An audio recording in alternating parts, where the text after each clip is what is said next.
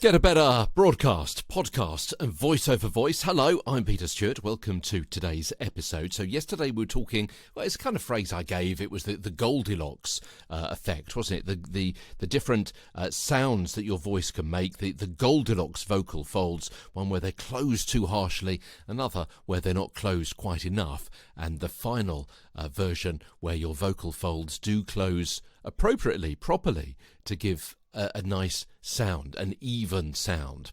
And not talking about anything about diction or tone or pace or anything like that, but it's actually the mechanics of how you're using your vocal folds, the beating heart, if you like, of how you sound, of what your voice is. Goldilocks. Goldilocks, famous for porridge.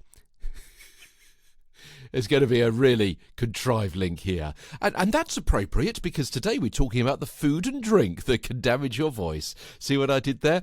It's not so much what you should eat as what you shouldn't. As far as I'm aware, there aren't really many foods that you should eat to improve your voice, apart from the ones that may give you extra fluid, extra hydration, extra water and so on, because apart from foods which add to your water intake, there are very few foods which actively help your voice.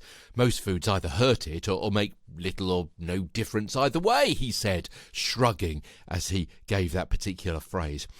If these bad items, the bad food and drink, affect you at all, it'll be likely to be different in the extent to which they affect you negatively to other people.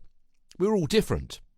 It may need a diary and a detective to find out what to reduce your intake of, by how much, and how far before a performance, before you work out exactly what the item is that you should have less of.